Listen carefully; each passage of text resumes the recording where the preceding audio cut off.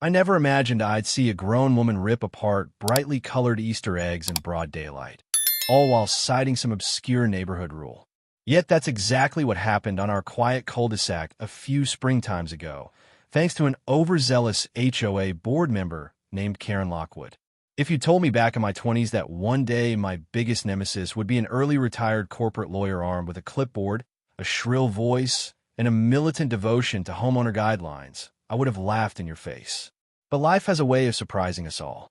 For nearly 20 years, my family and I have lived in this suburban haven, complete with manicured lawns, pastel-painted houses, and winding sidewalks perfect for dog walking or kids on bikes. My wife, Marissa, and I purchased our home around the same time we found out she was pregnant with our first child, Emily. We'd always dreamed of giving our kids the kind of stable, friendly neighborhood we never quite had growing up. And for the most part, it's been lovely. We made friends, joined the neighborhood gatherings, and stayed on the HOA's good side, mostly by keeping our lawn trimmed and our mailbox clean. Now we have 3 children, Emily, now 14, Jacob, 10, and little Zoe, 6. From Emily's earliest days, we embraced the tradition of the annual Easter egg hunt. We'd fill plastic eggs with candy, stickers, maybe a few small coins for the older kids, and hide them around our front yard. Neighbors and their children would come together, baskets in hand, as pastel-colored eggs peeked out from the grass, flower beds, and hedges. It became a cherished event, the highlight of spring break for our family and half the block. Karen Lockwood, however, was never a fan.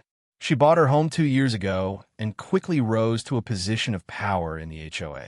You've probably encountered the type, a retired professional with too much time and too little empathy, convinced that any display of personal freedom is an affront to the entire neighborhood. Karen latched onto the bylaws like they were sacred scriptures, hunting for infractions to feed her sense of authority. At first, she tried smaller tactics to control or downsize our annual Easter event, citing noise ordinances, complaining about candy wrappers that might drift onto neighboring lawns, or scolding us for placing decorations within 5 feet of the sidewalk. But I never suspected she'd actually sabotage anything as innocent as an Easter egg hunt. That is, until last spring, when our decorations arrived on the lawn a few days early. The kids were beyond excited. My wife and I promised a bigger and better hunt now that things were returning to normal after a tough year. We bought an array of new plastic eggs, some shaped like bunnies or chicks, along with streamers and a little cardboard cutout of the Easter bunny to place near the mailbox. We'd hardly finished setting up before Karen marched over in her tidy khakis and crisp blouse, brandishing her phone as though it were a taser. "I need to speak with you about these decorations," she announced, lips pursed. The guidelines clearly state that holiday decor must be both discreet and in good taste. I'd argue this is borderline garish. I stared at the pastel eggs scattered across our lawn, fewer than a dozen of them, at that point, and wondered how anyone could consider them garish. "Karen," I said, trying to keep my voice calm, "these are Easter eggs for the kids. The big hunt's on Sunday. They'll be gone by the afternoon." She gave a tight smile. "I'm afraid it's not that simple. You see, the guidelines also state that any outdoor display must not impede the overall aesthetic harmony of the neighborhood. While individually these eggs may seem harmless, collectively they create visual clutter." Visual clutter? I almost burst out laughing. But I'd learned from experience not to underestimate Karen's devotion to the rulebook. When I tried to reason with her, pointing out that this event was tradition well-loved by many neighbors, and that it only lasted a few hours one day a year, she simply shook her head, frowning at the horizon as though addressing an imaginary crowd. "Well, you've been warned," she said, spinning on her heel and strutting back down the sidewalk. "If you insist on disregarding my advice, I'll have to bring this to the board's attention." I shrugged it off. Surely the HOA board, comprised of a few easygoing longtime residents, wouldn't overreact to something as benign as plastic Easter eggs. And besides, Karen's complaints had a knack for falling on deaf ears once folks realized how petty they were. Over the next couple of days, my kids and I refined our Easter decorations. We placed little bunny footprints leading to the front porch, hung pastel ribbons around the mailbox, and staked a sign that read, hop on in for fun. No one complained except Karen. She'd pass by on her morning walks, glowering at our front yard like it was a toxic waste dump. My kids would wave cheerily.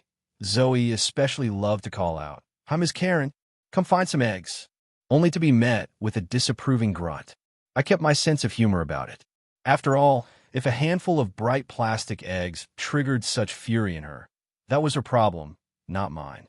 Then came the night before Easter. We'd hidden dozens of eggs after dark, under shrubs near flower beds, even tucked around the corners of our porch, so that come sunrise, the kids in the neighborhood could embark on an epic Easter adventure. My kids helped place them carefully, each enthralled by the secrecy of it all. Jacob was especially dedicated, triple-checking that each egg was sealed tight against any dew or drizzle. Marissa and I stayed up a bit later, sipping tea and looking out the window at our pastel wonderland. It felt magical, an innocent tradition that reminded us of how fast the kids were growing and how important these moments were. We eventually dozed off, content and excited for the morning festivities. But little did we know, Karen was about to strike. I woke to Emily's frantic voice. "Dad, Mom, something happened to the eggs." Outside, the lawn was littered with cracked plastic shells. Candy wrappers and bits of chocolate trailed across the grass. Some eggs had been stomped flat, others tossed into the street. I bolted outside and saw Karen at the edge of my lawn, arms folded across her chest, a grim half-smile on her lips. "What on earth did you do?" I yelled, heart pounding. The kids were in tears. Their carefully set-up Easter wonderland looked like a crime scene. Karen shrugged. "I told you I'd have to enforce the guidelines." A few of us decided these eggs were, in fact, a violation. We removed them. Remove them? They'd obliterated them. My face burned with anger, but I had 3 kids to comfort, neighbors staring from their windows, and a neighborhood Easter egg hunt starting in less than an hour. I had no idea how to salvage the morning or how to confront Karen without losing my cool. Anger simmered in my gut as I knelt to gather the remains of the trashed eggs. While I scooped up shards of pastel plastic, my kids hovered nearby, tears rolling down Zoe's cheeks. "But why would she do that, Daddy?" Zoe kept asking. Emily clenched her fists, teen indignation blazing in her eyes. Jacob tried to salvage any uncracked shells, hoping to still hide them for the neighborhood kids. My wife, Marissa, held her arms protectively around our distraught children, shooting me a worried look that said, "We can't let her get away with this." Over Karen's shoulder, I saw at least 2 more HOA members skulking near the sidewalk, as though they'd come along for moral support, or maybe to ensure Karen followed procedure. One of them, a tall man named Rich, offered me a half-apologetic glance, like he realized how insane this looked, but didn't have the backbone to stop it.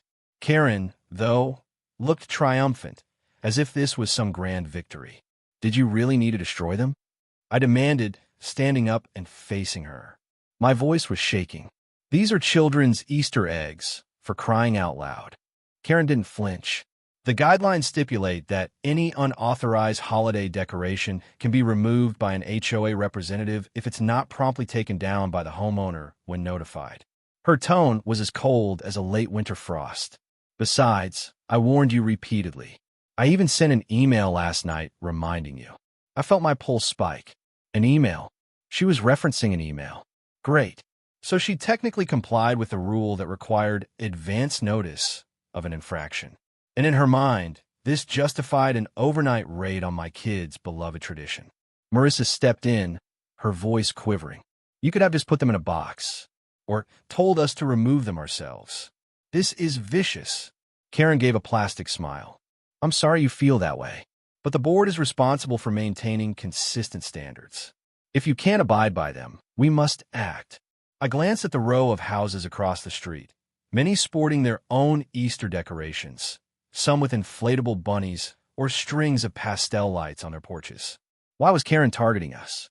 Was it because our hunt was a bit more elaborate, drawing half the neighborhood's families to our yard? Or had we unknowingly offended her in some other way?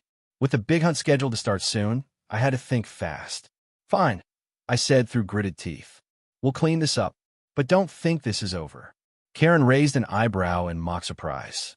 "I look forward to your formal complaint," she replied, then turned on her heel and marched away, Rich and the other HOA lackey trailing behind her. We scrambled to salvage what we could. Jacob saved a few intact eggs, though they were missing their candy. Emily tried to cheer up Zoe by suggesting a new egg stuffing station in the garage. We rummaged for anything we had left. Old plastic eggs from previous years, leftover candy in the pantry, stickers, whatever we could scrounge up. Meanwhile, Marissa texted our friends in the neighborhood, explaining the situation and urging them to bring any extra supplies if they could. The neighborhood families trickled in, shock and anger written on their faces as they saw the scraps of eggs scattered across our lawn. Many offered help. Some dashed home and returned with baskets of candies and even more plastic eggs. Within half an hour, we'd set up a smaller, improvised Easter egg hunt in our backyard. It wasn't as grand as we'd planned, but at least the kids had something to enjoy. The mood was a blend of festivity and tense frustration. Parents whispered to each other about Karen's overreach, calling her egg wrecker, and worse. A few suggested we contact the police, but I wasn't sure if that would do any good. Technically, the HOA might argue they were within their rights, even if they'd gone about it in the most heartless way possible. Zoe eventually found a glimmer of joy, giggling as she discovered a pink egg hidden among the flower pots. Jacob donned a pair of bunny ears and hopped around the yard, trying to lighten the atmosphere. Emily took on the role of Easter egg guardian, announcing that no one would smash another egg under her watch. Still, I couldn't shake my fury. Karen's actions went beyond typical HOA meddling. This was malicious. That night, after all the plastic eggs were collected and the families went home, I sat on the back porch with Marissa, sipping a lukewarm cup of coffee. "We can't let her keep bullying us," I muttered. "What if she goes after the kids' Halloween decorations next? Or breaks their bikes because they're left on the lawn?" Marissa nodded, eyes narrowed. "We should gather evidence, file a formal complaint, maybe even talk to a lawyer. She's essentially vandalized our property. Those eggs weren't free. So that's what we did." First thing Monday morning, I drafted a letter to the HOA board, detailing the incident, complete with photographs of the destroyed eggs. I asked for Karen's immediate removal from any enforcement duties and demanded reimbursement for damaged property.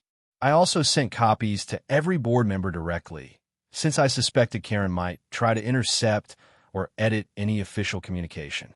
While I waited for their response, I started calling neighbors to see if they'd had similar run-ins with Karen. Turned out I wasn't alone. One neighbor complained that Karen had removed their wind chimes, claiming they exceeded the decibel limit. Another reported that Karen threatened them with a fine for placing a holiday wreath on their door outside the official winter holiday time frame. Yet no one had taken it as far as I was about to. As the days stretched on, a simmering resentment built in the neighborhood. Word spread about the Easter egg fiasco, and more parents expressed outrage. Karen continued her daily walks with that self-satisfied air, as if she'd accomplished some vital mission. It occurred to me that maybe she believed she was genuinely in the right, maintaining order and discipline among us rule breakers. By the following weekend, I received a curt email from the HOA president. "Thank you for your concerns. The board will review the matter at our next monthly meeting. Please refrain from further public commentary until the issue is resolved." That was it.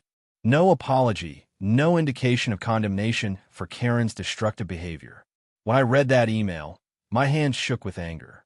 I forwarded it to Marissa, and she called me immediately. "They're stonewalling," she said, her voice tight with frustration. "We can't just refrain from public commentary. People deserve to know." Right then and there, I decided enough was enough. If the HOA was going to circle the wagons around Karen, we'd find a way to expose her pettiness to the entire community, and maybe beyond. After mulling it over with Marissa, we concluded that Karen's brand of overreach thrived in silence and intimidation. She banked on neighbors not wanting the hassle of conflict or feeling too powerless to push back. Well, she'd messed with the wrong family this time. We had no intention of letting her stomp over another holiday, let alone traumatize our kids again.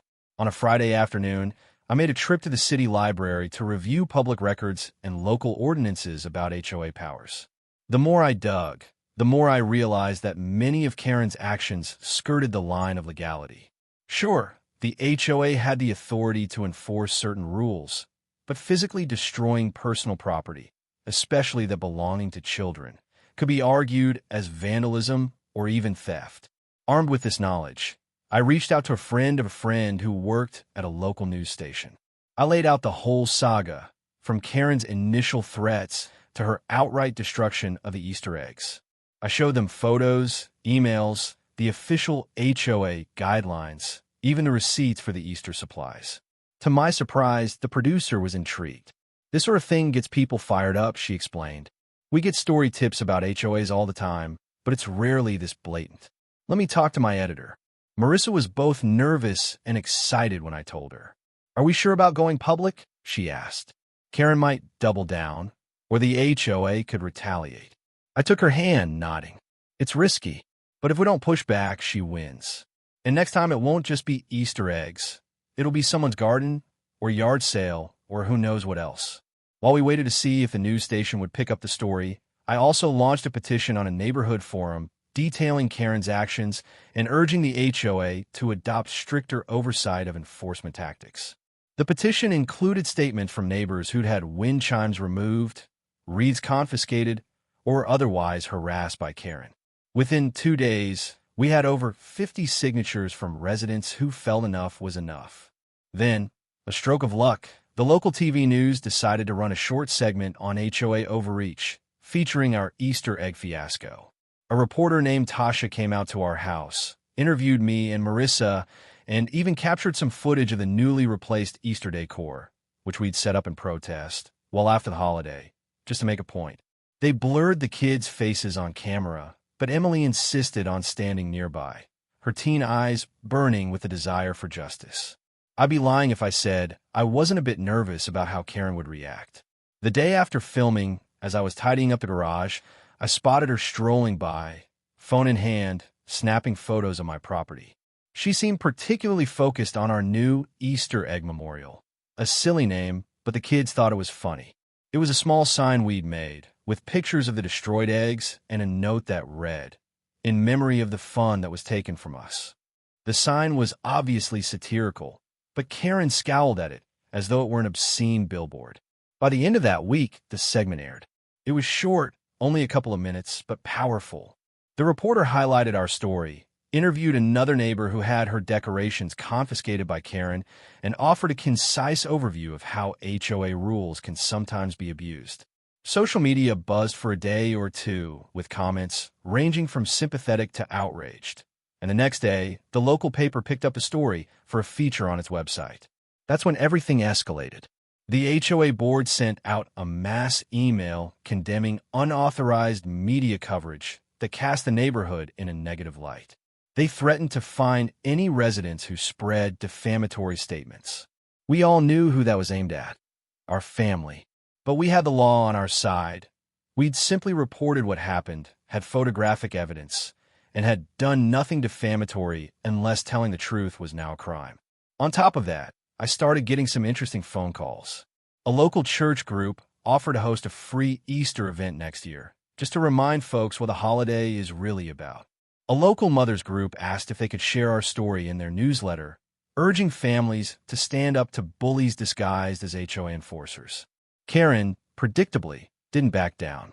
At the next board meeting, she came armed with a printout of the HOA bylaws, meticulously highlighted, claiming that by publicly undermining the neighborhood's cohesive image, we were in violation of another vague guideline. Marissa and I attended that meeting in person, along with about 30 other residents who'd had enough. The room was packed, much more so than usual, as Karen tried to push through a motion to impose sanctions on residents who undermined community harmony. A neighbor stood up and demanded to speak. Then another, and another.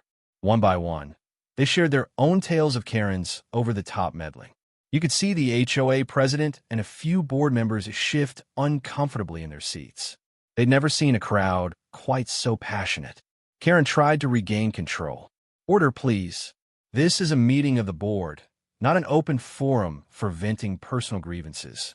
But her voice shook ever so slightly, and the people in the room were not about to be silenced. By the time we'd finished, half the attendees demanded Karen's removal from any enforcement role. The board was clearly torn. On one hand, they didn't want to appear incompetent. On the other, Karen was a key member who'd done a lot of behind-the-scenes grunt work. Ultimately, they tabled the discussion, saying they needed time to review the official complaints filed against Karen. But in that moment, I knew her iron grip on the neighborhood had cracked.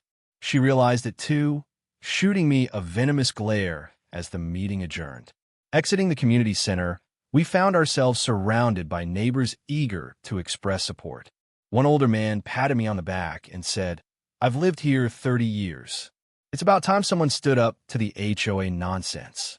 A younger couple thanked Marissa for sharing our story with the news, saying they'd felt isolated when Karen forced them to remove a small vegetable patch from their front yard. While we hadn't yet won the war, it felt like we'd turned a corner. The question now was, how far would Karen go to cling to her sense of power? Over the next couple of weeks, the neighborhood underwent a subtle but significant shift in morale. Where once people might politely nod at each other in passing, now folks stopped to chat, bonding over a shared frustration with Karen's tyranny. The online petition gained even more traction, eventually surpassing 100 signatures. Several residents wrote heartfelt comments about how they'd been too timid to speak up until now. Karen responded by doubling down on her daily patrols, armed with her clipboard and phone camera. She'd scribble notes whenever she saw a potential infraction, like a trash can left out a few minutes past collection time. But an interesting thing happened. Neighbors started documenting her behavior just as meticulously. Someone posted a video of her rummaging through a trash bin to see if it was being filled in accordance with waste disposal guidelines. Others snapped photos of her measuring grass height with a ruler. These images circulated among us, fueling a growing wave of ridicule. Meanwhile, the board quietly scheduled a special meeting to address the formal complaints. Word on the street was that Karen was being asked to step aside from her enforcement role, at least temporarily. A couple of board members dropped me hints that they didn't appreciate the negative publicity she'd drawn to the entire HOA. The tipping point came when one of Karen's new rules backfired. She posted a notice on the community board insisting that all porch decorations be uniform. Some nonsense about how varying styles lowered property values. She even threatened to fine an elderly neighbor named Mrs. Wallace for displaying a small wooden bunny figurine out of season. This triggered a public outcry, with residents pointing out that seasonal decorations had always been allowed as long as they were tasteful and removed in a reasonable time frame. In a burst of solidarity, dozens of neighbors placed small bunny figurines on their porches, steps, or windowsills, effectively turning the entire community into a pastel protest. It was a sight to behold. Bunny figurines in every size and style, from hand-carved wooden ones to ceramic collectibles. Kids even colored pictures of rabbits and taped them to their windows. Bunnygate, as some called it, was Karen's final undoing. At the special HOA meeting, the board announced they were suspending Karen from any active enforcement duties pending the outcome of an official review. The crowd erupted in cheers. Karen tried to defend herself, but her words were drowned out by applause. I saw a flicker of disbelief and rage cross her face. She stormed out with her nose in the air, as though she were above these petty concerns. After the meeting, the board president approached me with a conciliatory tone. "We're sorry for the trouble this caused you and your family. We'll discuss restitution for the Easter eggs and any other damages. But please understand, we aim to keep the peace in the community." I nodded, relieved that we'd finally gotten somewhere. "Look, I'm not against having rules that keep the neighborhood nice," I said. "But destroying children's Easter eggs is where I draw the line. We can't let that become acceptable behavior." In the weeks that followed, there was a palpable sense of relief among the residents. Without Karen's incessant patrolling, people relaxed a bit. Small yard decorations reappeared. Kids played hopscotch on the sidewalk without fear of being scolded. Even the HOA newsletter changed its tone, focusing on upcoming community events instead of listing potential fines. We also received a formal letter from the board apologizing for the misinterpretation of guidelines leading to the destruction of our Easter decorations. While it didn't specifically mention Karen by name, it did confirm that the HOA would reimburse us for the cost of the ruined eggs and candy. More importantly, they stated they'd create a clearer policy on holiday displays, encouraging families to celebrate traditions as long as they weren't excessive. Marissa and I exchanged a satisfied smile when we read that letter. We'd turned a painful moment, our children's heartbreak, into a catalyst for positive change. We even joked about how next year's Easter egg hunt might become the talk of the town, with full HOA support. Karen was still around, of course. She lived on the opposite side of the subdivision, and I occasionally saw her in the distance, glaring or typing furiously on her phone. Some rumors hinted she was preparing a lawsuit against the board for wrongful suspension, but others said she was simply withdrawing from community life, embarrassed by the backlash. I never got the details, nor did I particularly care. My main priority was ensuring my family felt safe and free to enjoy the simple pleasures of suburban living. The following spring, we went all out for Easter. But we did it with a twist. We hosted a neighborhood unity Easter egg hunt, inviting not just the usual families, but also encouraging folks to bring extra eggs for a community-wide event in the park at the end of our street. That way, no single lawn was overloaded, and the spirit of sharing was front and center. Over 100 children showed up, baskets in hand, beaming with excitement. We had face painting, a potluck table filled with homemade treats, and an amateur photo booth run by a friendly neighbor. As I supervised the chaos of eggs being scooped up by eager little hands, Zoe tugged on my arm. "Daddy, do you think Miss Karen will come?" she asked. I glanced around, scanning the crowd. Karen was nowhere in sight. Part of me was relieved. It spared us all the tension.